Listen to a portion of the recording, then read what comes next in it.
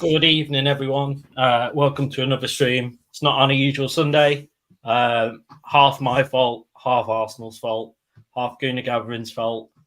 So yeah, you've got us on a Tuesday instead. I have three people today, which is really good because there's normally only one or two of us. So to have a few more of us is really good. First of all, how many times have you been on, Zach? I'm going to guess once. Am I right? Yeah. See, I do remember some things. How are you? I'm not too bad. Good. Just staying alive. That's all we can do. It's all we can Pretty do. much all I have been doing. I suppose that's one thing. That's the main thing. Ryan, how are you? I'm not too bad, mate. How are you? Okay? Good. Yeah, all good, thank you. And then lastly, Jenna, how are you? I'm good. That's all good. Wow. Stussy, you're quick. I'm all good. How are you? So we're going to take a slightly different route than we normally would. Not go in order at all, which is slightly bothering me. I'm sorry. but we'll go with it. Half of me is going, sorry. I should be at the end of your show. Like, you're not doing this right. But yeah, we'll go with it. We're going to start on SmackDown before I think about it anymore. So to start off SmackDown, we had a title match, which I didn't even realize was actually on SmackDown. I thought it was on Bad Blood because nobody really made up and told us where it was. So at the start of SmackDown, choice. Yeah, so at the start of SmackDown, I was like, well, I thought this was happening at the pay-per-view. Just a waste as well, isn't it? It's a waste of quite a big matchup, to be honest, I thought. Yeah, it is. On paper, it's two wrestlers that I haven't seen wrestle before that could have a really exciting match.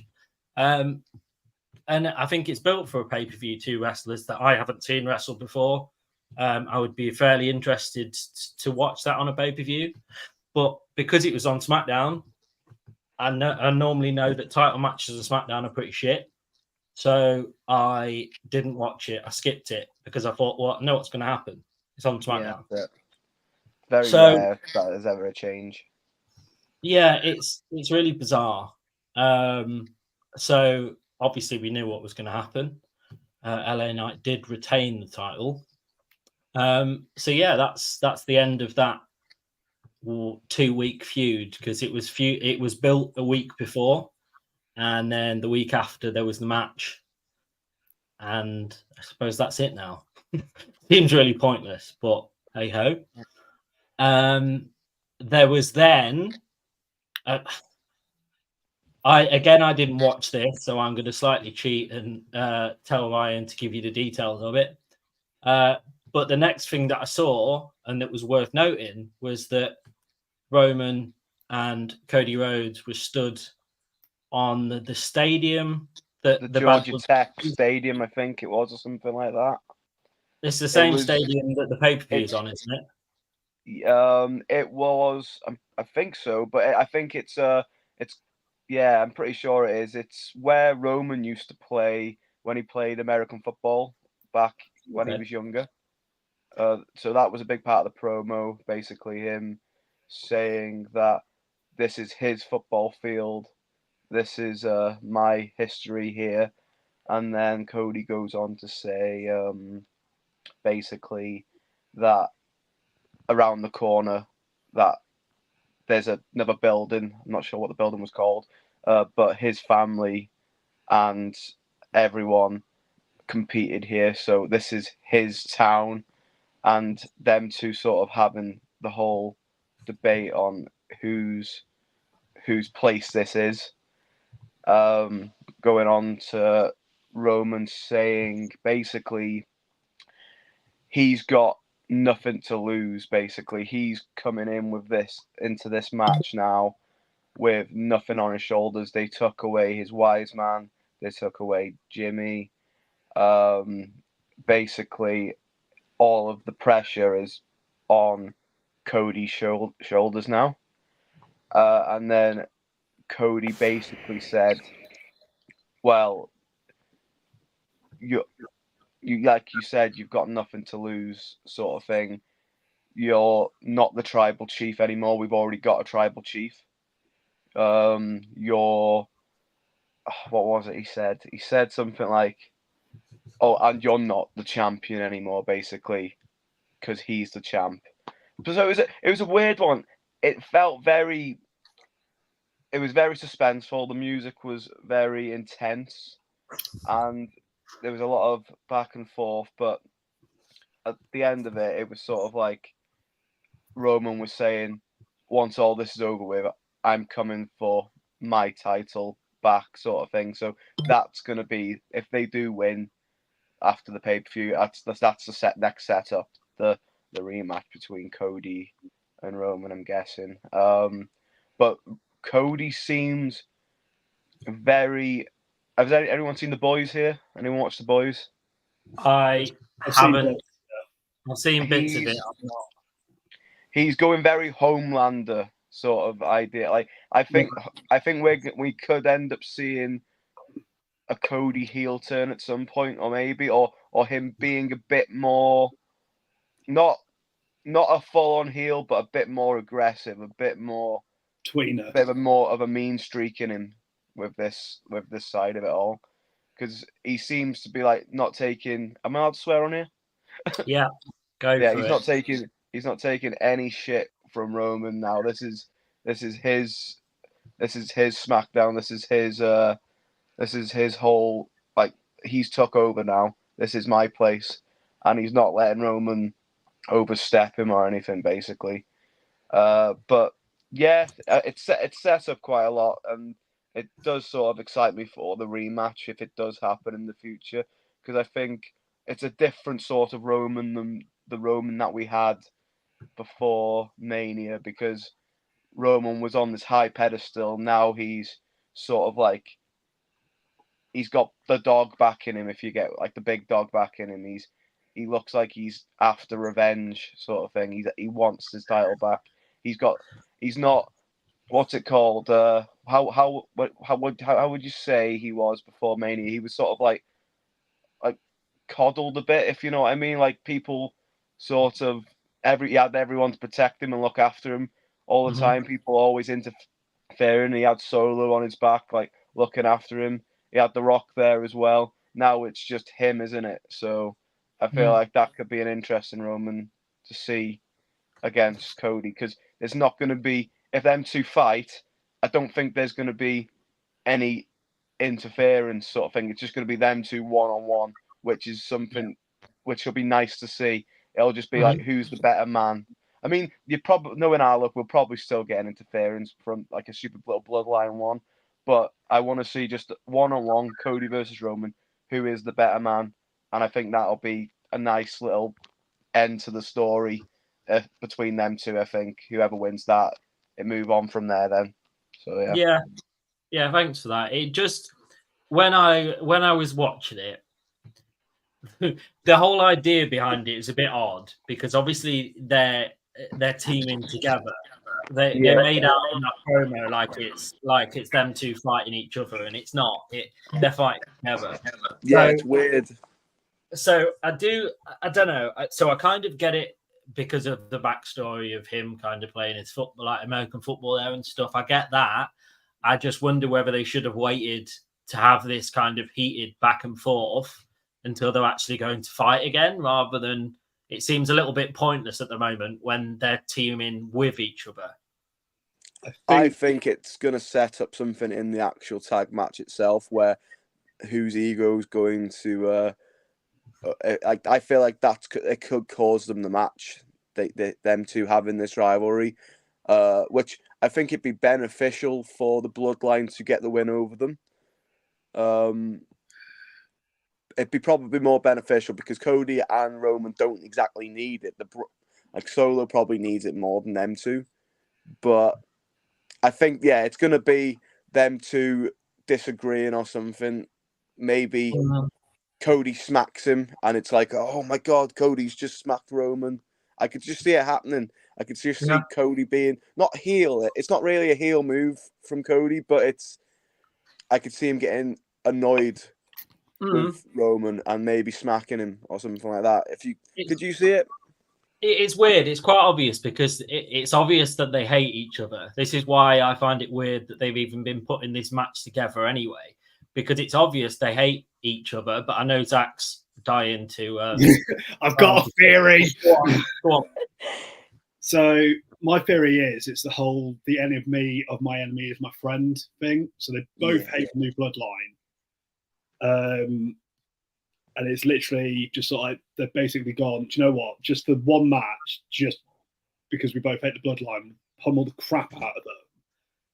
And then, like Ryan was saying, something will happen. I think that Roman won't take advantage of something that'll piss Cody off.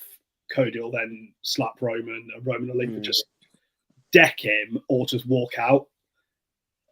And then because the Bloodline needs something, because although they're the dominant faction on WWE as a whole, they're a bit boring. Mm-hmm. For me, anyway, they're just sort of like, I'm bored of the whole thing. Mm-hmm. To be honest, I think they're just waiting for Jimmy to get better, or they were hoping Jimmy would be better before Survivor Series, which I don't think is going to happen. So they could do the OG Bloodline versus the New Bloodline War Games. But I don't think that's going to happen. So now they've had to coddle this together and sort of wait for Jimmy to come back. Yeah, I know that I've said it quite a few times over the last sort of few months. I'm saying that I'm just really bored of it. The only it feels like they'd held it on for that long, and for those 1 or 2 years when we were going through like the real good storyline, that was when it was good. But ever since then, they've been kind of clutching at straws to keep them together almost. There's no one big enough to take them on either, because you'd literally have to get someone from outside of WWE to come in, i.e. the Lucha Brothers. That's going to take a while. I have an outside theory that I have an outside theory that they've got someone ready made to take them on in the Wyatt Six. That's the only way I want it to go. That's the only way I want it to go, because anyone else, and it just doesn't make any sense. You would have to form a new faction to take them on, which they don't have. Yeah. I think that creates a good storyline for both of them, because I don't quite know where we had this discussion. I think it was last week. It was, yeah. I think we did speak about it. In terms of, we don't quite know where WWE are going to take the Wyatt Six. We're not sure if they've got any ideas behind it, because I think it was me and Ryan that spoke about it. Yeah, we didn't see any actual competition to Wyatt Six.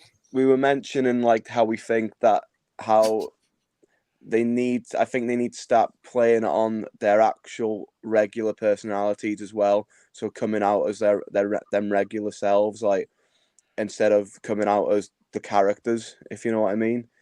I feel like it's just hard to get behind them coming out as dressed as animals all the time and stuff like that. I feel like there needs to be. I mean, I know that Bo Dallas isn't, but I feel like the others need to come out more, and there needs to be a bit more personality to each of them, if you know what I mean.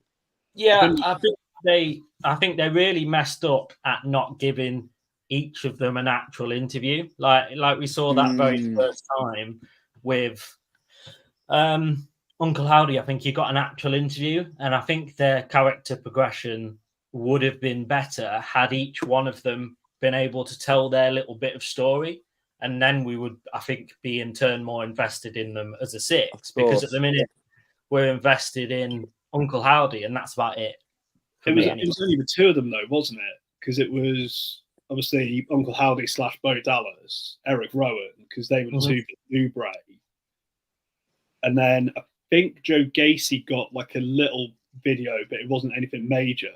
Yeah. And then Dexter and Nikki got nothing. And I know that Dexter doesn't talk, but it seems like we was getting really excited and we was looking forward to each week. And they had that massive 2 or 3 weeks where everyone was going, oh my God. And then really dropped the ball on just then going, oh, well, we've done a few. Let's not bother anymore. And that's probably their laziness, because if they'd have done it for every single person, like we've just said, would we be sitting here more excited about it? Because I think the buzz has kind of gone for me. I'm going to go over to you, Jenna, just quickly. I've got 2 questions. Are you excited to see Roman and Cody one-on-one? I wasn't until Ryan was just talking, and he's convinced me that I'm a little bit excited now.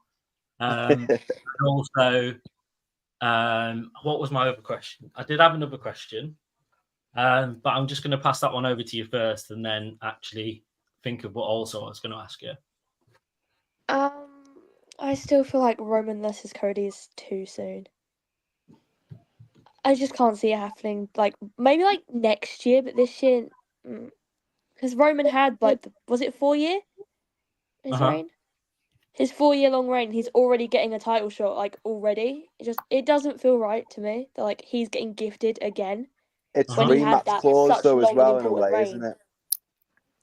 Yeah, but bolster the rematch clause. Like I don't want the WWE where Roman's champion again. It would be boring. Like it's the same as Charlotte Flair coming back. Side note: when is she coming back? Never, hopefully, without being disrespectful. Like she's great for what she's done for the women's division of WWE and women's wrestling. That's great, but I can't stand to see she's fought literally everyone on this roster and everybody on the roster for the last 15 years. She's fought every single person. Like she's a very good talent, I'll give her that. But yeah, it's just they bled her out like taking water out of a stone in it, or whatever the saying is. It's literally like they've used every last bit of her now that's entertaining. Like it's just I suppose Roman in the last. I suppose you're right there, Jenna, with Roman as well. Like he's fought everyone in the last like 2-3 years, isn't he? So I suppose we don't want him coming back champion as well in that sense. But I don't think with the Roman and Cody match, I think obviously you'd maybe need Cody just to beat Roman clean, like if we're gonna cement him as like the full-on champ, because I feel like when even though it was a mint pay-per-view and stuff like that, the WrestleMania match and everything, it was great. It was like all the gimmick was great about it, but them 2 one-on-one, if Cody beats him, no interferences between anyone, I think that cements him as the champion, the proper champion, because it's like Roman wasn't the same when Roman won the title. He wasn't the same Roman as he was when he lost it, if you get what I mean. Mm-hmm. This is back, like this is the Roman that won the title for the first time, when he was that beast, when he was taking out everyone. Because it became a little bit later, didn't it, when the bloodline started to form and people started coming out and helping him cheat and stuff like that. It's sort of, so I think prime Roman versus prime Cody, that sorts it all out really. And I think Cody should get the win, but it depends on how WWE seeing it. I wonder whether it actually does them, as you were just all talking, I wonder actually whether it doesn't do Roman or Cody any good to wrestle again, because Roman's on this big like comeback and everybody's pleased to see him back. But then if he was to face Cody and lose, what happens then? It just flattens his momentum. I think you switch them over to different like Roman goes to Raw or something like that, and Cody goes to SmackDown. I just don't think it makes any sense for either of them really at this point to fight, because Cody's kind of reached that point that Roman was when he's champion, and it's kind of gone a bit flat. It's kind of gone not really excited that Cody's champion anymore. And that's what it got like with Roman towards the end of his, when he'd wrestled everybody that he possibly could. So I actually don't think that many people will be excited for that to happen. You know what? You know what match I wouldn't mind seeing? I wouldn't mind seeing a Cody, Sammy, and Roman triple threat match. See, I think that makes it more interesting than just a Cody and a Roman. I just think that that was the match. Obviously, that there was a big dispute, wasn't there, about who should take the title away from Roman, and it was like between Cody and Sammy. I think a lot of people were like, to be honest, I thought Sammy was going to be the one set up for Mania with him for a little bit until. But it was always set in stone for Cody. But I would have liked to have seen Sami Zayn because I felt like the story between him and Sammy was more. It was more. I don't know. There was more passion in it, wasn't there? If you get what I mean. I felt like it didn't get the Cody rematch didn't really get exciting until the Vegas thing with when The Rock came out and stuff like that. If anyone else agrees, I'm not too sure. It's a weird one. But obviously the rest of SmackDown, if I say so myself, was pretty bad. So the other things that happened were there was the little tag team match that was set up that was completely pointless between Nia Jax and Tiffany Stratton versus Bayley and Naomi. It was completely pointlessly made the week before. I didn't watch it.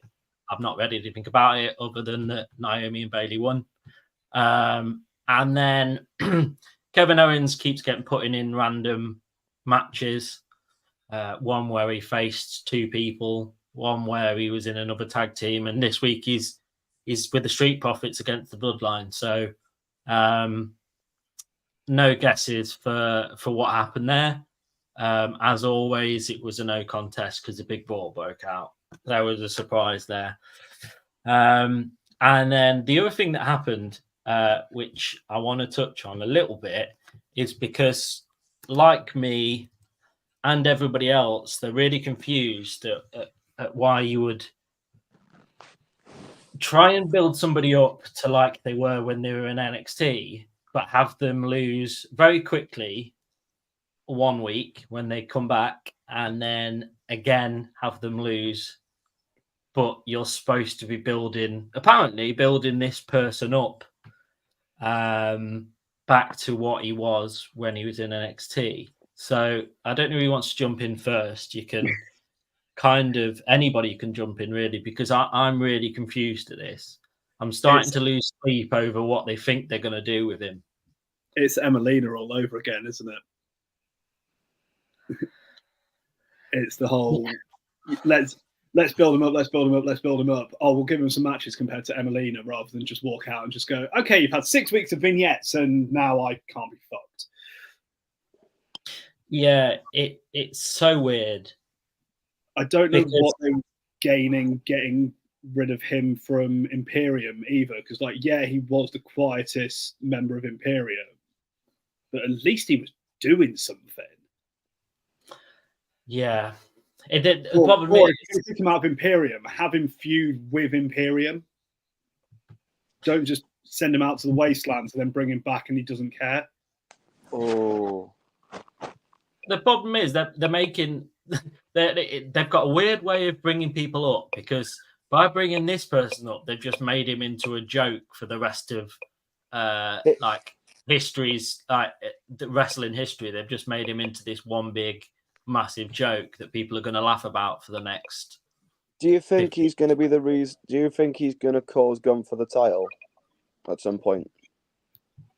I don't know how you can build somebody up like an absolute Wally and then build them up to stopping one of the most ruthless people that WWE have into not getting the title. Like you can't make somebody a joke and then make them a person that's gonna. I don't know what they're doing. It's just really confusing. And if anyone's going to cost Gunn for the title, it's going to be Ludwig Kaiser. Yeah. it'll be another I'm bored of being the lackey. And to be honest, I've watched some of their matches when they were in like WXW. That are top of pay-per-view. If they're allowed to do what they have done previously, that'll kill it, and it'll build Kaiser up to be like this sort of, in WWE terms, unexpected. Like, where did that come from? It's just like, no, it's always been like that. It's just that he's been stifled because he's in WWE. Yeah, I did think that we'll obviously go on to Raw in a minute. I did think that was going to happen on the little segment that Ludwig Kaiser had with Sami Zayn, but obviously he turned around and hit Sami Zayn. But I did actually think that was going to be the start of that. Yeah. I'm not sure. Thanks for putting your comment in, but for me personally, I'm not sure that makes sense to me, to be honest. I think it's a little bit of a mismatch. Yeah, good idea, but I think it's a little bit of a mismatch for me, that one. But yeah, moving on to Raw. All right, I'm going to head off now, guys. Thank you very much for having me. Coming on. You take care. See you later. So I will go on to Raw a little bit. So like a real angry CM Punk started the show. This was a really good promo, actually. I was really surprised. So I tried to narrow down what he actually said into the main bit. He basically said that people ask, how many do I have left in these old bones? Depending on how you feel about me, the answer is way more than you think. He then went on to say, how many Hell in a Cell matches do I have left in me? Honest answer is 0. My little sister has asked me not to do this. My wife has asked me not to do this. Maybe the angel on my shoulder begged me not to do this. So I'm doing all that information. Pause. Please allow me to take you through why I'm doing this. And then basically said that if Drew pushes him far enough, last time he was in Portland, I told everyone that if Drew pushes me far enough, I can become the devil himself. Now the devil is here. And basically said if this Hell in a Cell is going to end his career, then he's happy for it to end his career. Basically is what he said. Obviously, I know CM Punk's really good on the mic, but this is not really a side of CM Punk that I've seen before. Jenna, did you see it? Have you any thoughts around it? Because it was kind of like a CM Punk that I haven't seen before. I honestly have no clue. Oh, okay. I'm being honest, I've not watched WWE in weeks, so I don't actually know what's going on. That's all good. I think, Zach, you also said that you hadn't seen it. Am I right?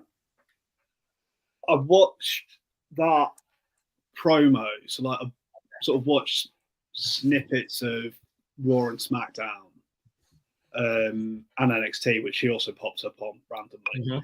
Mm-hmm.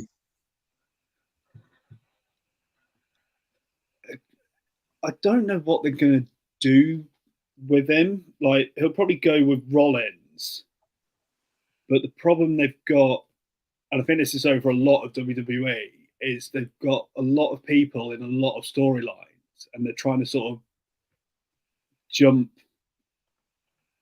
people between them. So it's just like, okay, well, we've got to finish this story, and then they're going to go finish this story, and then they're going to go finish this story. It's what do you do with Punk afterwards? So it's either you've got to send him away again, or he has to retire. Mm-hmm. Now, he's not going to retire because they're not stupid. He's pulling a ton of money. Mm-hmm. So I think Drew's going to win. He's going to beat the living out of him. But yeah, I'm not sure what you do with Punk, really. Yeah. It's interesting you say that actually, because I haven't really put much thought into that. But you're kind of right. They haven't kind of built him up to be anything else other than this massive feud with Drew. So you're right. It is a little bit weird what they do afterwards. What would have made I don't know when again we were speaking about this, what would have made more sense to me is that obviously Drew won the first match in this 3. Am I right in saying that? I don't think Drew's won any, has he? No, he has. Yeah, Drew won the first one. Because he won the one where he got Punk's bracelet. Oh, so that was the first one. Right, the Bash in Berlin that Punk won. I can't think. And then the SummerSlam one, wasn't it?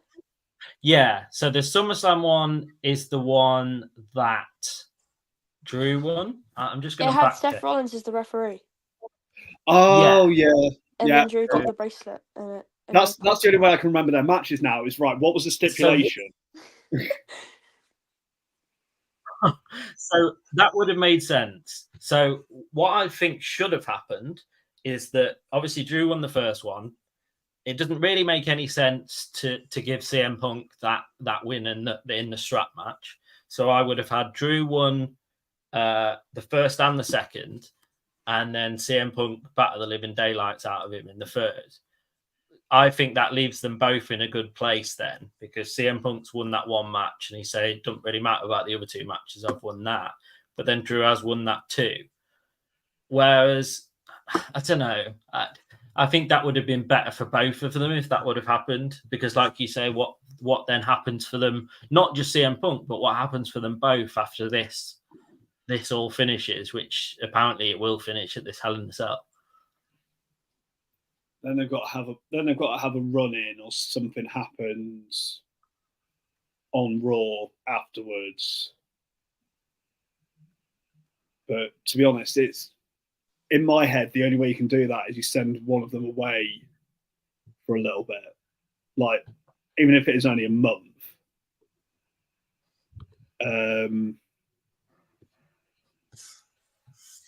I have an idea. It's Go not on. very logical. Yeah, go for that, because I'm trying to read the comment. Okay. So you said send someone away, send Punk away, because the whole reason this started was because Punk cost Drew the title. So Drew goes back after the title, and Punk's gone for a bit. I think that makes sense. Yeah. Maybe just, I don't know. I haven't watched it, so I don't know. That's just an idea that came to mind. Yeah, no, that makes sense. Yeah, in which case, question to that, would that be the title on Sammy, or would that be the title on Gunther? Because we know that match is coming. Yeah. They can't blue ball us with Sammy basically begging for a title shot / going into a Kofi Kingston type thing against Daniel Bryan a few years back. I can see that as well. It's weird because none of the title pictures, especially, I'm not going to talk about what happened on Raw. I'm going to leave that till Sunday. But none of the title pictures at the minute in WWE excite me at all. Like Gunther has held that IC title for ages before. Like I said, with Cody, that's gone a bit stale. What happened with the title last night on Raw and how that's changed, that's killed something that I was excited about. So literally, we've got every single. Go on. I forgot it was Tuesday. I need to catch up on Raw. Yeah, I think pretty much everyone knows it, so I'm not going to hold back. So obviously, the title did change hands yesterday. Jey Uso won against Braun Breaker, which is really disappointed me, to be honest, because I really liked what they were building with Braun Breaker. He's kind of like this man that's tearing through everyone, and actually you've just really stopped his progression by giving the title to Jey Uso this early in his title reign. You've made him look like this big, ruthless, I'm going to take anybody on, I'm going to break everyone's necks, to but I lose against Jey Uso, so I can't be that ruthless. So yeah, Unless they're repackaging him with a manager. I don't know. It's again another one of these the classic cases of let's take someone from NXT and just ruin their career in the space of a couple of weeks. So yeah, we've so I would have Punk win, challenge Gunther at Survivor Series, and then trade Drew to SmackDown. Fair enough. Honestly, we spoke about this before. I think WWE don't know what WWE are going to do next with the titles. So we had then this little feud that's been building up between Sheamus and Pete Dunne. We've had them just brawling on SmackDown brawling on Raw every week. So they had a match. Sheamus had been stopped from using a weapon, so the referee's back was turned. So Pete Dunne brought out a cricket bat from underneath the ring and smacked him around the head with it to win. That was a real bizarre segment. But I'm just pleased they used a different form of weapon, which I don't think they knew existed until this week on Raw. So that's quite good. Well, they had the T20 thing, which got Americans excited for cricket. Yeah, I just again when he went under the ring and found a cricket bat, I was like, has somebody put that there by accident? Like, I swear they had a cricket bat before. Yeah, but they probably have through for Pete Dunne in 2023 Money in the Bank. They He did got a cricket bat then. Yeah, when it was at the O2. He's got a figure with a cricket bat. He definitely had a cricket bat then. I was just surprised. Unless they're trying to make it a thing. You know, Sting's got the baseball bat, Triple H had the sledgehammer, Pete Dunne's got a cricket bat. Seems a little bit weird. It seems a little bit weird, though, that a couple of weeks from when AEW used cricket balls in one of their matches, that WWE have now, it might be complete coincidence, but it also might be a little bit of you do that, so I do that. No, it's coincidence because Pete's used it before. It's going to be his new thing, the cricket bat. Everybody needs to start using it then, because I'm so bored of chairs and tables and kendo sticks. That's all that WWE know that have weapons. Natalya then fought in a match against Zoe Stark. She's just come back last week and is now going to be put in random matches that don't make much sense for a little while, I'd imagine. She might then have a title challenge and lose. I think she's going to retire soon. Yeah, I think again it's another one of those ones like Charlotte Flair, isn't it? Like, she's amazing for what she's done, but she's done absolutely everything that is possible. So my headcanon is that the wrestlers pay the ring crew to put weapons under the ring for them. Maybe. Just like I said, I thought they did it by mistake, and then when it actually was real, I was like, oh, okay, that was meant to happen. So Jey Uso then come out to talk about his match against Braun Breaker. Braun Breaker comes out and says, I've done more in 6 months as a singles competitor than you've done in your whole career. That was the most stupid line I've ever heard in my life. For somebody that has been one half of the most successful tag team that WWE have ever had, to say that Braun Breaker, who's won one title, has done more in 6 months than Jey Uso has done in his long WWE career, I was like, well, doesn't really make much sense. But there we go. He then went on to bring family into it and said that I did it without my father. I did it without my uncle. I did it all by myself.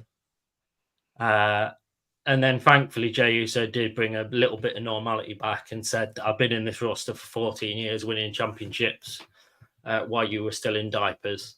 We'll see you next week. It might end up short and sweet like your NFL career. That line I loved. That was great. That proper riled him up. I thought that was Okay. And he- Sorry, Jay, you're getting snapped in half. Yeah, I knew for a fact like that they hadn't told him that that was going to happen, and like wanted his raw reaction, like when he actually said it. You could see that it hadn't been told before because you could see Braun Breaker's face, like you didn't just go there. And then obviously he goes to beat him up, but then actually Jay spears Braun Breaker, which we should have seen what was coming from last night. From just that little segment, but there we go. There was then a completely pointless title match between the New Day and JD and Finn Balor. Obviously, JD and Finn Balor won the title. And then there was a little bit of another promo, like a VT from the Wyatt Six again, that said, even now the words of the red grow stronger, whispers like 1,000 voices, screaming in silence, guiding the knife until our hands are one in the same. You speak, we follow. And then there was a QR code. So we're going back to the QR code section of the Wyatt Six thing. So it seems like they've done all the promo work, had him in a match, and then decided, oh yeah, let's do some more promo work again. There was then, I don't know if you managed to see this, Zach, but if you haven't, you should really go back and watch this. It was just carnage, and it was absolutely fantastic. The little segment they had with Bronson Reed and Braun Strowman. Yeah, have seen that. Yeah, it was just reminded me of like watching old matches where they would just like throw each other through random shit for no purpose at all. So for anyone that hasn't seen it, it started off with Braun slamming Bronson Reed into the turnbuckle, which then the whole top rope snaps from around the ring, which was quite cool. Obviously, it was meant to happen, but like you don't really see that very often. So I thought that was quite creative. There was a couple of moves then. Then somebody's picked from the crowd. I hope he got damage pay. Somebody is actually picked up from the ground and thrown at Braun Strowman by Bronson Reed. And then Bronson Reed goes on. So obviously the person who was thrown at Braun Strowman then gets up and sends him through the timekeeper's area. Bronson Reed then like tries to walk out, but Braun Strowman is in pursuit. People obviously trying to keep him away, but you're not going to keep him away. He then goes into the back and flips over a golf cart. I don't really know what purpose that had in the whole thing other than I'm really strong and I can flip this golf cart. It then goes like out of the arena. Bronson Reed puts him through a table. Then Braun Strowman puts him through a wall, and then that's where it ends. It was just like it was so good because it was all in the space of like 5 or 6 minutes. So that was actually the thing I most enjoyed from this whole week of wrestling, just because it made no sense.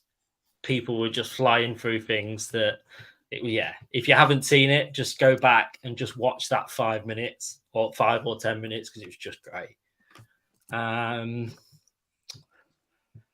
This is the bit I was alluding to earlier. So Sammy comes out, speaks about last week about when Brat was there, speaks about being the champion and how Gunther isn't a very good one, says how he beat him before and beat him again and that he's scared. Ludwig Kaiser then comes out and talks more trash.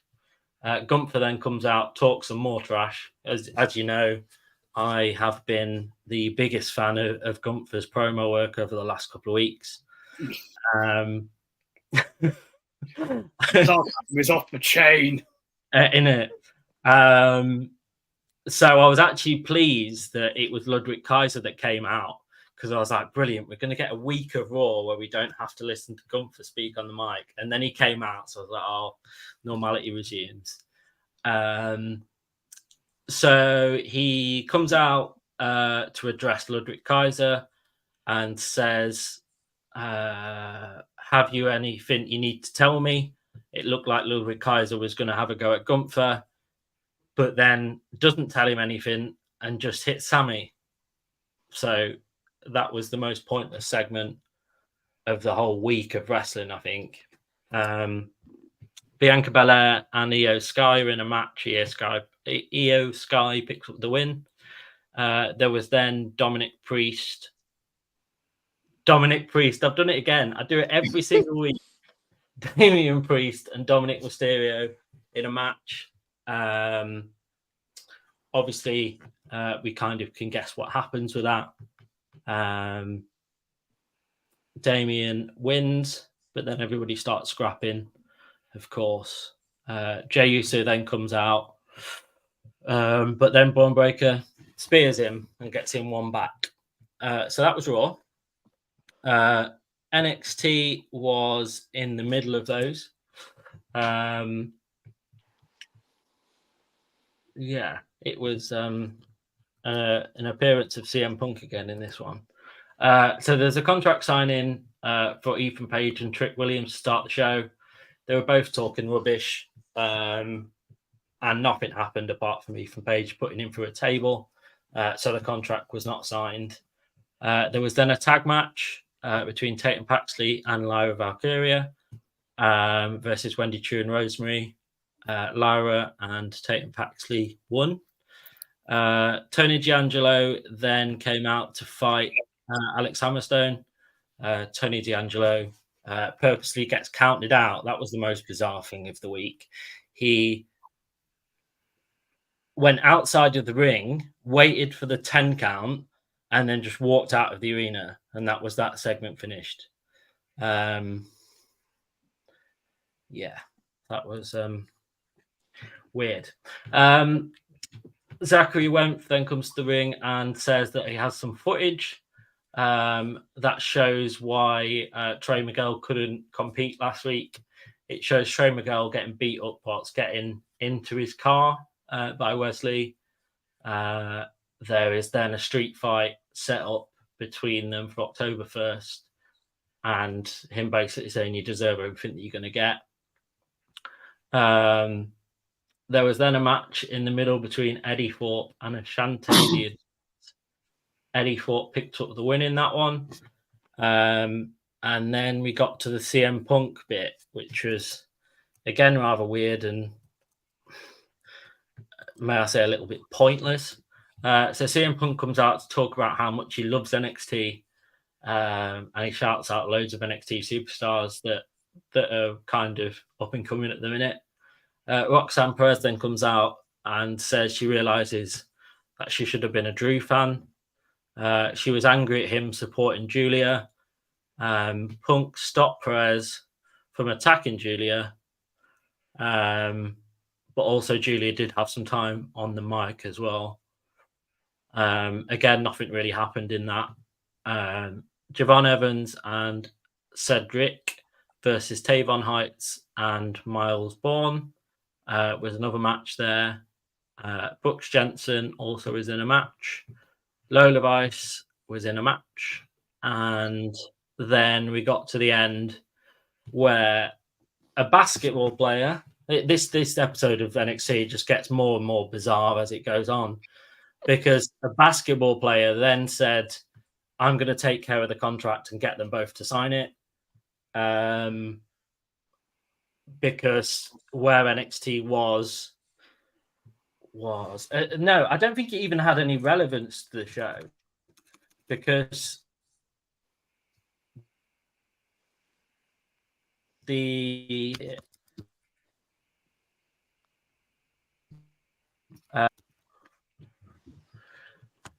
so yeah, basically, I don't think it has any relevance at all. Yeah, because he isn't from any of the he's not from a team that is like linked to where they film NXT in any way, or like there's literally no relevance at all other than that they decided to have a basketball on. So this basketball player, who is called Tyrese Halliburton, came out and said, I'm going to make sure that Trick and Ethan Page sign this contract. Don't worry, I've got it all sorted. And in weirder form, he came out and actually got them to sign the contract. And then CM Punk just somehow announced that he would be the special guest referee in this match. I just don't get it, Zach, to be honest. It's one of those ones that it adds nothing to the match. CM Punk's got nothing against Trick Williams or Ethan Page. I just don't get it at all.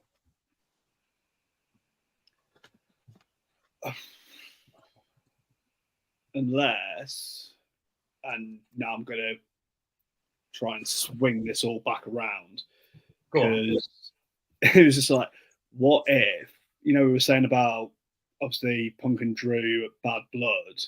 Mm-hmm.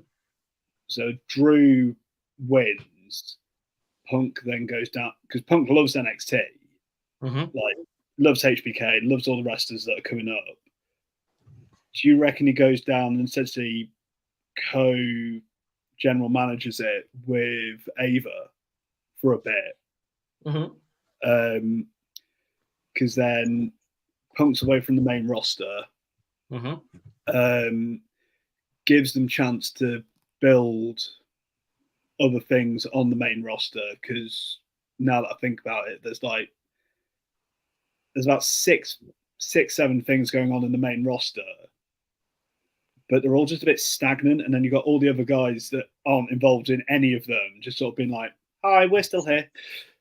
Yeah. So end some storylines, send some people away, give them something else to do, build some new stuff. And then it might not be so boring. I think that's one of the reasons why I've not watched anything. It's just like, okay, well, that's going to happen, that's going to happen, that's going to happen. That's boring. Can't be arsed. So it's just sort of like, suddenly I'm starting to turn more towards AEW, and even then I don't watch that much of it. Yeah, just a weird. I don't know what I was doing. I think I was just literally washing up some pots, and I had a weird like kind of thought process. I don't know what brought me to wrestling. It must be just something that I think about when I sleep. And when eat, sleep, and breathe it. Eat, sleep, and breathe it. But I sat there and I thought, actually, do you know what? Like, as much as obviously WrestleMania was interesting, WrestleMania was fantastic. Everybody's kind of on this wrestling hype again. People that hadn't watched it in years were messaging me going, oh, yeah, I'm watching it again now. But actually, I think we've reached a point where, I don't know, it's just a bit non-existent. Nothing's really happening. It feels like they had that really high point of WrestleMania. The couple of months after that, and then since then, it's kind of been like, well, what now? It's almost like the GIF when that person's got a stick and he's poking them, like, do something. It's almost like that, isn't it? I think they really need to sort something out before it gets to December, when we're going into the build-up for the Netflix era. So, because I was watching it was the Simon Miller video on What Culture about how it's great that they're going to be on Netflix. It's like, yeah, but you need something interesting, because at the minute it's dull. Oh, definitely. I think they've got a massive opportunity to hit markets in which they would have never thought they've been able to, putting themselves on Netflix. But in the process of that, you've got to keep it interesting. So people might, when it goes over to Netflix, somebody that's never watched wrestling or hasn't watched wrestling in 10, 15 years might come on and just watch one or two to see what it's like. And at the minute, if they watch it in the current state, they're going to watch it for those one or two and then never watch it again. Yeah.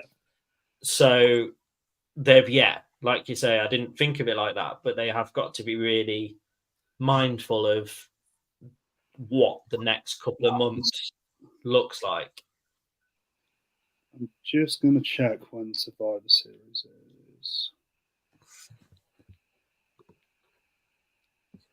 Oh, I don't know if that's Leo or Posh, but thanks for tuning in. When we're done here, they have a stream at 8 o'clock. So if you want to go and watch more YouTube goodness, and then they are live at 8 p.m. Jesus Christ. So I've just looked at when Survivor Series is, and it's at the end of November. So it's just sort of like you. So you got Bad Blood in what, a few weeks? Is it? Well, yeah, it will be in October. I think it's start of October. Start of October. So you've got the entirety of October and all of November. So you've got to do something in that 6 weeks to build it up to Survivor Series, and then Survivor Series is going to carry it to the end of the year. Yeah, honestly, I'm not excited about Survivor Series. That is not a pay-per-view that gets me excited. They just tend to throw a big match together and it has no relevance to anything. I'm excited about War Games. I think that's the thing, though. In that, it's essentially going to be 8 weeks. Mm-hmm. Have we got Saudi show in the middle of it as well? I think so. We've got Super Showdown or whatever it's called, I think. Yeah. So essentially, you've got B-level pay-per-view, B-level pay-per-view. So after the Saudi show, that's when you need to start building something for Survivor Series, in my opinion. Mm-hmm. Yeah, I think not make it like we're 5 people teaming up against, sort of like, I'd say make it 2 factions. Yeah, I do think they've missed a trick in this, in that obviously they've known for a while that they're going to get Netflix next year. So what I would have done, because it's one of the most exciting stipulations they had, I would have put off War Games until they moved on to Netflix. And then after they moved to Netflix, I would have made that the first pay-per-view on Netflix. So but it's going to be the Rumble, and everyone loves the Rumble. Oh, yeah, that's true. Yeah, that's true. Yeah, scrap that plan. I think the Rumble next year is going to be huge. Yeah, I do as well, to be fair, especially with like the TNA stuff as well. I think they're going to have loads of them come on. So Lee says, do you not think Raw was interesting yesterday? Well, it's funny you should say that because I'm actually going to talk about that Sunday. I haven't seen it. I have downloaded it. Oh, no. I haven't downloaded it at all. He's downloaded it from the correct places. He's not illegally stealing it. We do not condone piracy on the Wrestle Dogs. I haven't downloaded it. VPNs watch every single week. I haven't downloaded it at all. I was completely lying. It's just slipped out of my mouth. It was a complete lie. The moment when you realise that you... the words! This is when I wish I could really edit lives, but... Right, next stream, 15-second delay. Yeah. So yeah, if anyone wants to come for me now, I'll be jetting off to Dubai or somewhere.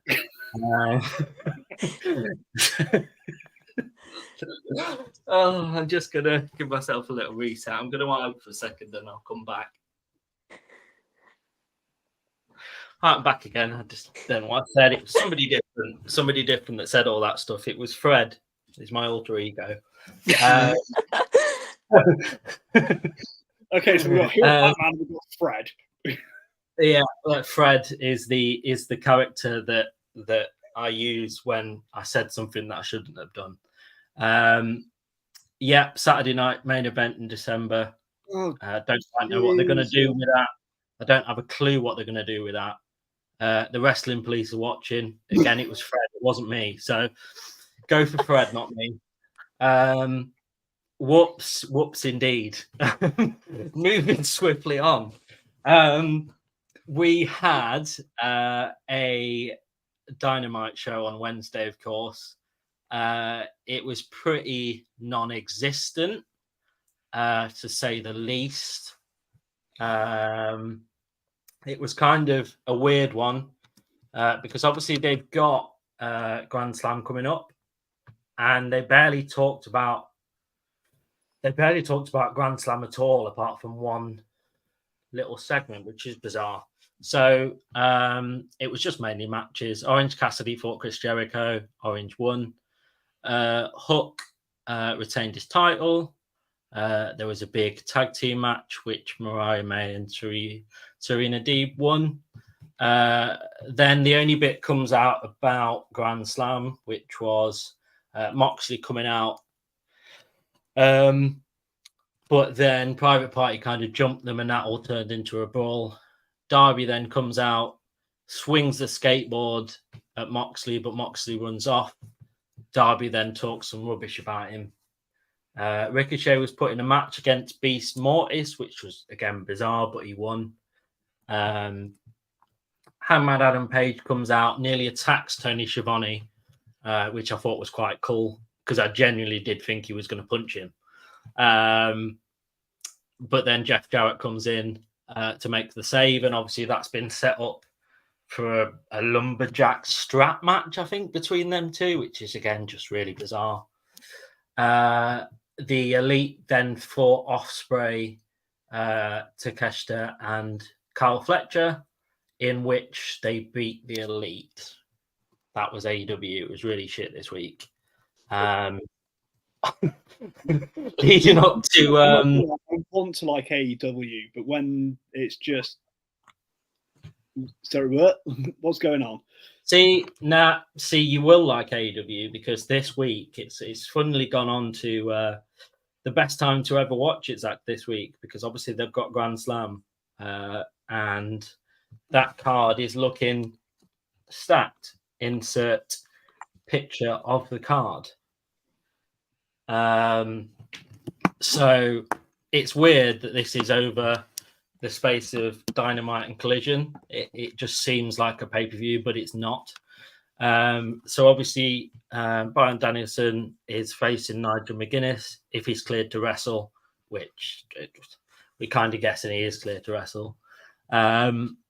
The Young Bucks against Will Ospreay and Kyle Fletcher, a match that makes no sense to me anyway, because Will and Kyle are on completely different trajectories and stories, so that one makes zero sense to me. I have some vision for it, but it's not logical. It's just my United Empire loving heart. They're bringing back Mark Davies, which will not happen, but I want that to happen. It will steer Kyle away from the Don Callis family, realise they're shitholes. He'll go back to Will, and then Mark Davies comes back. But he won't come back, but I just want it to happen. No, see, it's weird, because I have been thinking this whole time that they're building kind of Kyle Fletcher up. Yeah. It's pointing towards a direction that he's going to turn on them and go for himself, or go in another direction completely. So I do think that might happen. Then got the one that I'm really excited for in Jon Moxley and Darby Allin. I don't quite know which way it's going to go. I hope they don't have Darby lose his title shot, to be fair. Because I really would like to see Bryan Danielson and Darby Allin. I think that would be absolutely insane. Story-wise, Moxley makes sense. It makes sense for Moxley, story-wise. It does, but Moxley's had the title before. Like, I want somebody else to have the title. And Darby never has. And Darby never has. He really doesn't get the credit that he deserves from AEW. He's one of their biggest talents by an absolute mile, but somehow they find a way to build him up for a little bit and then flatten him, and then build him up a little bit, then flatten him. So it's a shame he says he'll never go to WWE, or has sort of alluded to the fact he'll never go to WWE. It's just like, okay. Yeah, but then they would probably flatten him as well. That's the thing. Like, Depends where you put him. If you put him on NXT, then I think it's, no disrespect to NXT, but I think he's far past the realms of wrestling in NXT, if I'm honest. Yeah. So Mariah May is in a match, which I'm not bothered about. Sorry, Mariah May. Hook's in a match against Roderick Strong, which I'm not too fussed about. We'll then hear from Prince Nano about Swerve Strickland. That will be probably he's coming back. So that might be a quite short segment. You've then got that match that I talked about, which is completely pointless because this could actually potentially end the career of Jeff Jarrett if Hangman Page got his own way with Jeff Jarrett, which I hope doesn't happen. Because Hangman at the minute is wanting to kill someone. Then Sammy Guevara and Okada are fighting. I think that would be a really good match, to be fair.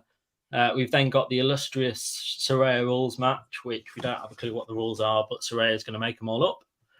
And we then have the Tornado Trios match, which, again, I couldn't really care for. And we also have a Jack Perry Open Challenge. Oh, really? Which was announced a few minutes ago. Oh, was it? Yeah, I was talking. Exclusives for you here.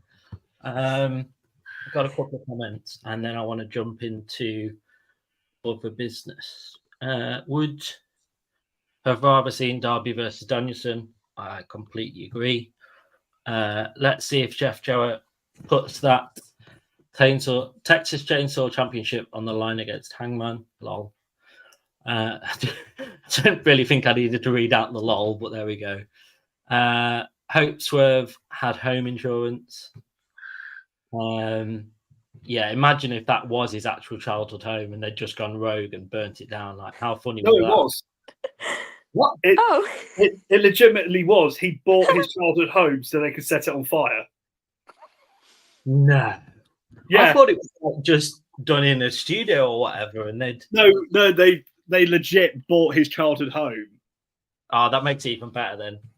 Yeah, it's just like, okay, AEW's a little bit like crazy at points, but then they do stuff like that. It's just like, okay, they might actually do some good stuff. I love that. If they've actually bought the house and just to burn, they legit got Swerve to buy his childhood home and then just went, yeah, are you all right if we set that on fire? And he was just sort of like, okay. See, this is why I really love AEW, because they really don't give a shit about what they do. Like, they just don't care. Like, it's great. It's CZW light. Yeah, it's great. That's why I'll always like hold a place for AEW, because they just do things that they really shouldn't, but they just think, why not? Let's try it. So we have. I never really do this, but I'm going to make an effort to do this in the future in having the any other news section.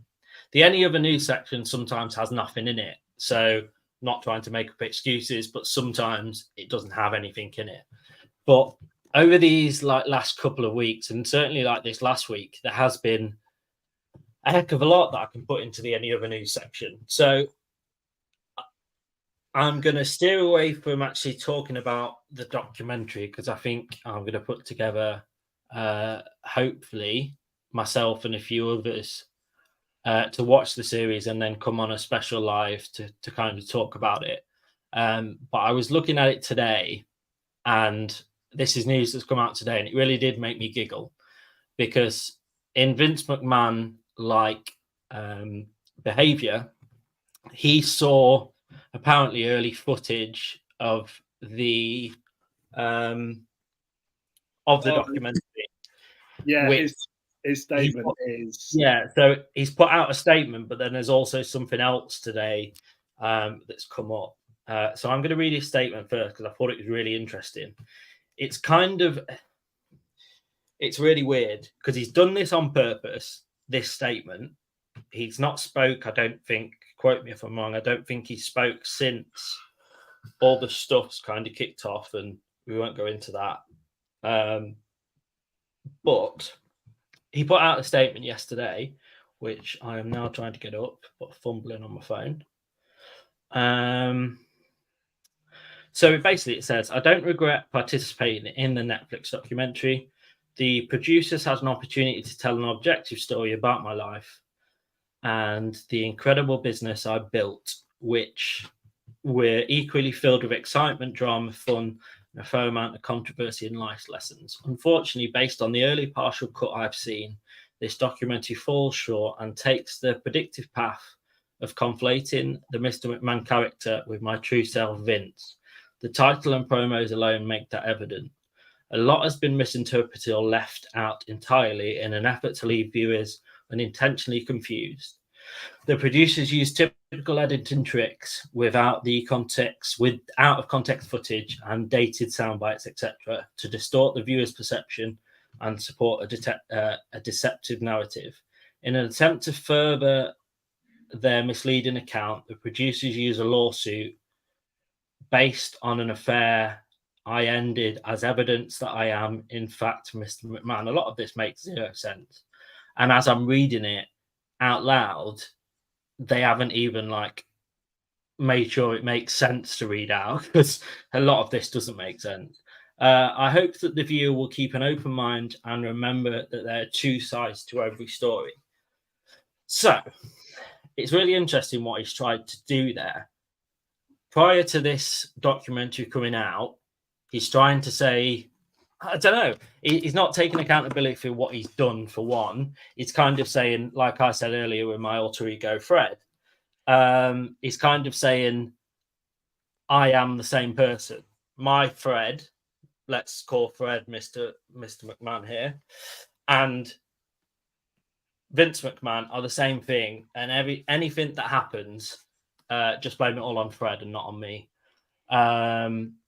But it's quite interesting because people that don't know the ins and outs of what has happened may take that as, right, let's not believe the documentary and let's believe this statement, which is, it's a very weird time to put it out. It's a very weird way in which to portray it. But today it's also been reported as well that he has attempted to go to Netflix and buy back the documentary series from Netflix so that it doesn't air. Obviously, Netflix have said that's not happening. And that comes to light, obviously, both things after Vince saw early footage of it. So, yeah, I just found that really funny today that in order to take away the evidence that they may or may not show of how much of a terrible person he was and is, that he wanted to just buy it back and then not have it ever go out, just so that, I don't know. It's a weird one, isn't it? I don't know. I don't quite have the words for it. I don't know if you review words. I think on that, what he's realised is that, because I've just looked at our group chat, I can't remember who said it, but someone was saying that it was all done before the court case. Yeah, Lee said the doc was made prior to the court case. I think that he's realised that there's something in that that's going to fuck his court case over. Yeah, because it is kind of coming. It's weird because it's all falling into place at the same time as the person that has alleged all this stuff against him is coming out in an open presser, and she's going to tell us the status of what's happening. So it's all kind of weirdly coinciding at the same time. Not intentionally, of course. It's just, it's just all coming to. It's really weird. I did have that question a couple of weeks ago. I think I asked it to someone here and said, what's happening with the court case and stuff, because we haven't heard anything about it. But yeah, that's all this court case stuff is actually coming out at the same time as the documentary coming out. So yeah, it's going to be an interesting one. I don't know what way it's going to this documentary is going to go, to be honest. I don't know, because obviously we've only seen a trailer that kind of shows his journey and then kind of sways into the fact that there could be some dirt on him in the documentary as well. So be interesting. That obviously comes out tomorrow. So yeah, that'll be interesting. I don't know if it's weird. I don't know if looking forward to the documentary is the right word to actually say, because I'm not really. I'm not really looking forward to a documentary of a person that is horrendous. But yeah, it's an odd one. I think it comes at a time, I don't know about both of you, but I think it comes at a time where I think, weirdly, this documentary coming out will then bring people somehow do a full circle and kind of back into wrestling, ready for that January wrestling moving over to Netflix. Because obviously WWE have nothing to do with it at all. They've already said that it was made completely away from them and they had no say in it whatsoever. But weirdly, it might work in their favor a little bit, that although it's not linked to current wrestling, people after watching this may then go, oh, actually, do you know what? I used to watch the wrestling. So shall I just do a full circle and kind of go back to watching it again? I don't know about you two. I don't know if that is just me talking the thoughts out that are in my head, or whether there's actually any substance to that at all.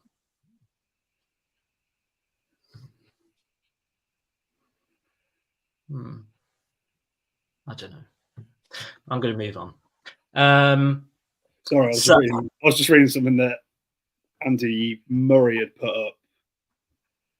So has he been talking about the documentary? Yeah, so Vince McMahon 100% thought he was participating in a positive PR exercise with Netflix, skipping over his alleged crimes, painting him as the genius go-ahead of pro wrestling. Godhead, sorry. Now that he has learnt it isn't that, he is scrambling. The statement was damage limitation. So, yeah, he's realised that he's fucked. Yeah. Well, I think he was. It's a weird thing anyway. I think he was anyway, regardless of whether this comes out or not. It's quite obvious that he's completely in the shit. So I just think this makes it worse for him. So like, it's basically like, yeah, it just makes it a lot worse for him. So I'm sure you've heard completely enough for me. So I'm going to pass over to Jenna for a little bit. You've got two things to do. Oh, that sounds really bad. Sounds really bad. Oh, You've got two things to do. So one was tell us about progress at the weekend, and then the other one was about the guy from New Japan that is going to NXT, that was originally going to be with the Bloodline, but he's going to be going on his own. I don't know how to say his name. I don't want to butcher it, so I'm going to pass those two things over to you. Yeah, Hikuleo. He's the brother of Tama Tonga, I believe. Oh, really? Oh, yeah, that's why he was going to be in the Bloodline, because he's like genuinely the brother of Tama Tonga. Ah, that makes sense. So that's why it makes sense for him being in there. Okay. Oh, isn't he like 8 foot tall or something? Yep. Stupid. He's massive. What? Yeah, he's He couldn't fit in like any rooms in Japan. Really? He I'm going to generally look at couldn't this fit now. anywhere. He's massive. I don't know how tall he is exactly, but I remember there was like a video of him just trying to walk around Japan and he couldn't fit in any of the rooms at all. He's just crouching down the whole time. That is amazing. I don't really know much about him. He was in Bullet Club. Okay. I remember that. He was in Bullet Club, but then he left. Wasn't in New Japan. Who wasn't in Bullet Club? I was in Bullet Club. I've never been to Japan. I was in Bullet Club. He was in Bullet Club, and then he left with Tama Tonga, and he joined Tongaloa. I'm gonna say Tongaloa, even though it's Tangaloa. Then he joined Tongaloa, and they made their own little group, which I'm not gonna say the name because I don't know how to say it. I would Yeah, say GOD. They're in a little group with ELP, tag champs with ELP quite a bit. He was in a really no, he wasn't in a really good tag. Yeah, it was okay tag team. It was okay, but ELP carried them. He's good, but he's not. Yeah, it runs in the family, I think. I don't really have much else to say about him. He's better than the other two, though. He's better than Tamatonga and Tangaloa.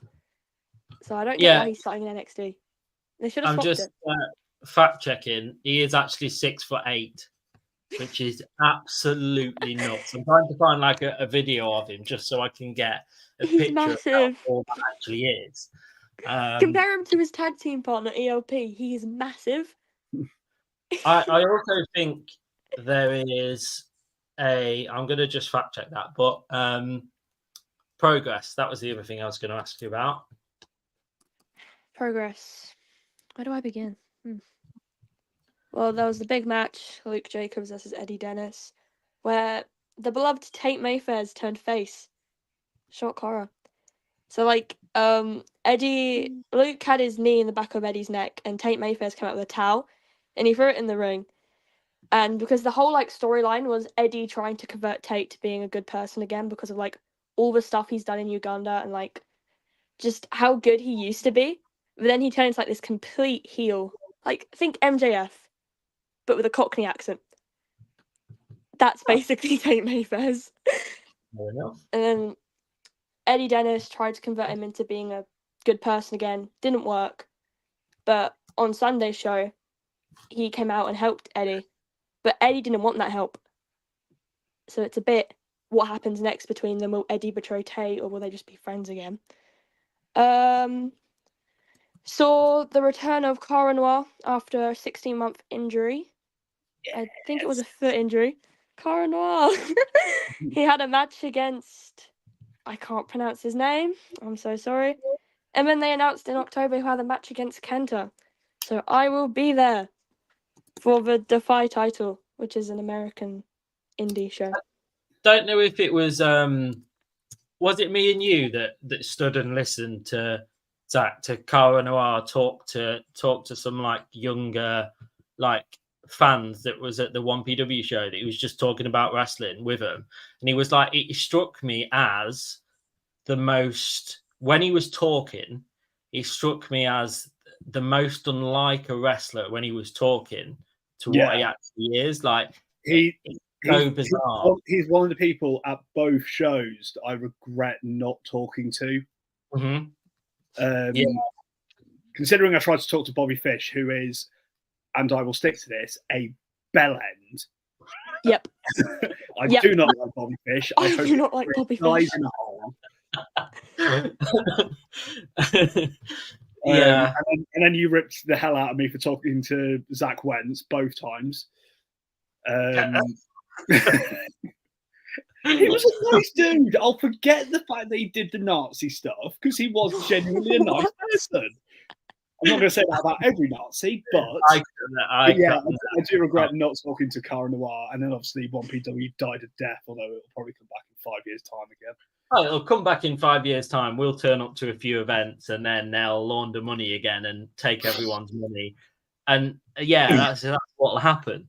But I'll still be there because it'll be wrestling that's hopefully round the corner from me then. Yeah, so, it'll be wrestling that's 10 minutes down the road, not like 4 hours. So they could be completely terrible people that run a company that's horrendous. I think even Will Ospreay came out afterwards and said, "Dave, I'm really lucky. I'm one of the only ones that's actually been paid." Which is horrendous, which is absolutely awful. But if they come back and if they get people like Will Ospreay on again, I'll be going. I'm sorry. Like I can't pass on the opportunity. The opportunities that we got to see him where we were literally could hear him like breathe. We were that close to him. What was it? The Devil's Due show that they did in June, he was actually meeting people afterwards, and it was just like, I remember Do you remember the Yeah. Donny one where we found out that Matt Cardona was going to be fighting at Lincoln, and you guys looked at me and just went, "Ha ha!" No, but that was the only show. That last show when Will Ospreay did that meet and greet, that was completely like he never told anyone and just turned up to the meet and greet after. That was the only show that we went to that we left early, and that was the only show that I will like regret for the rest of my life. That You never leave a show early. yeah. Anyway, That was- speaking of, I do have to go, so Go on, no, that's absolutely fine. catch you in a bit, guys. See you later. Okay, finish what you were saying about Progress because I jumped in there. I'm trying to think what else happened. My mind's gone blank. There was a street fight match, which was quite good. And then Chuck Mambo came out after like towards the end, was meant to hit. Oh, who was he meant to hit? I forgot. He was meant to hit someone, hit the wrong person, caused a big brawl. He's probably turning heel now. I don't know. My brain's gone blank. Another heel turn. Gene Money betrayed Ozawa. Worst heel turn ever. I'm heartbroken. He betrayed his son. I don't like it. I was not a fan. I've also Basically the whole thing was Gene Money adopted the new kid, and then he betrayed him the next show, which made no sense. But I was heartbroken. I've also thought as well with you at Rev Pro this weekend, are you actually able to separate it? Will you start like thinking that you're a Progress show when you're a Rev Pro show?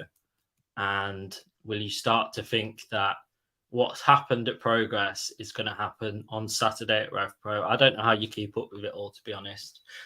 I think it's very different. How do I separate it?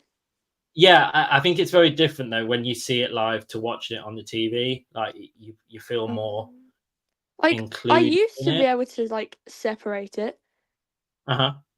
but because Luke Jacobs is now the champion for both companies, I don't know how I'm going to do that. Because they used to have differentiating champions and they were like not the same person. But now that their big guy is the same person, I don't know how I'm going to do it. I'm just going to That's why I was, because obviously that was the first Rev Pro show that I've been to, the one at like All In Weekend, and yeah. As I know a little bit about Progress and what they were going on, that's why I was so confused that after the show I was like, I had it nailed on. I was like, oh well, surely they can't have like, because they are like, as much as they probably wouldn't say that they are kind of like each other's rivals. They're potentially the two biggest kind of promotions in the UK. But now they come to a point that they've got the same champion. It doesn't make sense to me anyway. Obviously, they've kind of worked something out between each other where that can be the case. But like it doesn't make sense to me because basically they are battling against each other almost to which the UK crowd's going to go to. So yeah, I found that really bizarre. Yeah, it's odd. Trying to think. Simon Miller came back from injury. That happened. Oh. He called out Paul Robinson for the Proteus title. I think that's what it's called. Can't remember what it's called. And that's about it. I can't think of anything else that happened that was interesting. And then obviously you'll have, because the show is on Saturday, correct? Yep. So we'll then have the lowdown of. See, this is something that we never had before. See, that will be easier for me to do because it's a tournament, so I can easily talk about that one. Little did I know that a couple of months down the line we would be able to bring you what happens in the UK wrestling as well. So what else have I got? I have that SmackDown's going to 3 hours, which I'm not sure how I feel about that. It's really boring in the current form, so adding more time to it just makes it more wrestling for me to watch, for one, and I just don't see it being of benefit to SmackDown. I see it being of benefit when they go onto Netflix, so they'll have longer time on their programs and stuff. But I just don't know if it'll benefit SmackDown. I know certainly the longer run time of Raw, I don't think has helped Raw, to be honest, because they've got more time to fill. So, yeah, I don't think it's going to help them at all. Are you excited about 3 hours? I'm certainly not. I'm not going to watch it. I don't watch it, so To it be doesn't really honest, affect me. that's fine. I don't think I would watch it if I didn't have to. Yeah, I've kind of gone off WWE. I can't see myself getting back into it. No, that's fair. I think it's certainly not doing anything to excite people at the minute to want to go and watch it. So, WWE have apparently, I've got to put the word apparently there, but it's all pretty much set, that they've signed the Lucha Brothers, which I don't know. Again, I'm not. I don't know. They'll find a way to ruin them as well somehow. AEW apparently is less confident that Daniel Garcia will sign a new contract with them. That's coming, obviously, upon rumors that WWE really want him. But again, that really surprises me because I think the thing that he's just done with MJF was probably some of his best work that he's done in AEW. So I don't know. I find that a little bit weird. I don't see, as I was writing this, I couldn't really see where he fits into WWE either, really. So that's a bit of a bizarre one for me. But obviously, that's gonna we'll find out about that in the next few weeks. And then the last bit of other news, which I'm just going to catch up with the comments really quickly. Hey, Posh, hope you're good. That still makes me laugh.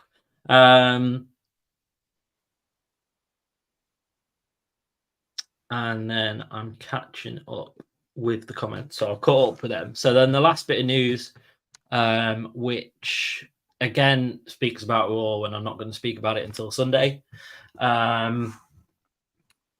But there was a cryptic message on Raw this week. And it was a burning circle with ruins inside of it. There was a voice saying that fate is woven. So people took to social media to try and find out what it was. They translated it to they translated the ruins from the oldest form of the runic alphabet, and they changed that into war, which is leading people to believe that it could be the return of the Viking Raiders. So that is me. That is all the notes that I have. We do have a special run-in though. We have a Royal Rumble. What am I on about? Royal Rumble entrant. Hello, everybody. How you doing? Good, thank you, Lee. How are you? I'm great, mate. Good. Listen, last time I was here, I don't know what happened, Sam, but I think we were cut off. We were going to do, we were going to do a really good sort of entry or exit, I should say, to the stream. Oh, really? What was that? Well, you know when we were at Wembley, Uh-huh. and you were telling me how much you were looking forward to singing Judas. Uh-huh. Well, I thought we might be able to do it now.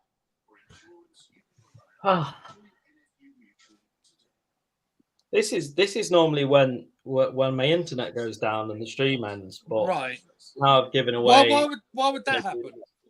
It's almost like you don't want to do it.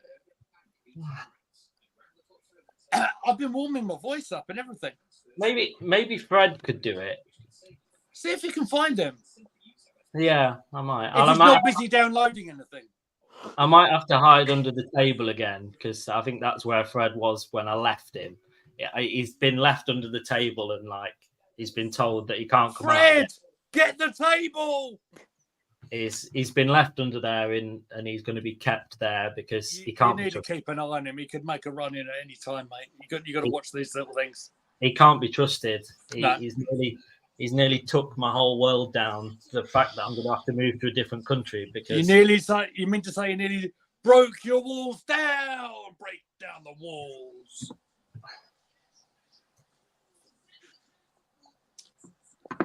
I don't mean to leave you speechless, Sam, but you got to do it. I think I've spoke Say that the much. line, Bart.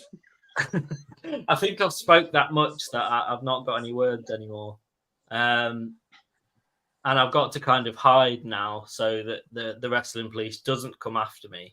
Right. Well, let me ask Jenna. How are you doing, Jenna? You okay? I'm good. Good. I'm really pleased to finally see you. I don't know what happened the other week. You seem to have gone missing during the Arsenal Tottenham sort of preview that we were supposed to do. But it's really nice to see you. At least in avatar form, anyway. Your knowledge is fantastic. You're doing a really good job on this channel. Yeah. Jenna, keep on doing what you're doing. Jenna, is there anything you want to advertise before we take the stream down today? No, not really. No, nothing at all. No, Fair enough. I've got nothing. Sam, what's coming up on Wrestle Dogs, mate? Well, we will have another stream on Sunday. Right. When, we will have a special guest that you all haven't seen in a while. Putting that out there. So come back on Sunday to find out who that is. Excellent.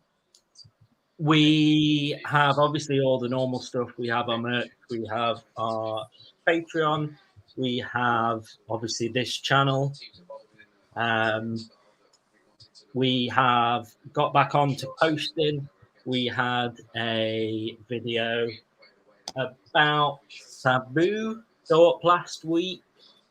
So that's a really good one. Sabu, one of my favourite ECW performers of all time. Got to give a big up to the video. I've seen it. It's really good. So make sure you watch that. It definitely spoke to me because it's of the sort of thing that I would go and watch outside of this channel as well. So it certainly spoke to me, that one. But yeah, other than that, I will pass it over to you, Lee. So I think you guys have got a show pretty soon, right? Absolutely. Bertie will be on Gooner Gathering at about 8 o'clock. We're going to go through the Man City versus Arsenal and preview, and of course the Arsenal versus Bolton in the Carabao Cup that's coming up. Laughing. I'm really pleased that Tottenham are still in it, to be honest. But look, yeah. I love how called out. Yeah, I love how my carrier bag cup has now gone on to everyone. Like I told everyone, and now I love how it's like spreading to everyone now. It's great. I can't wait at the end of it. Someone just lifting up a Tesco carrier bag. That's what I want to say. Maybe Tierney can do that, like he did in old times. Oh, wouldn't that be amazing?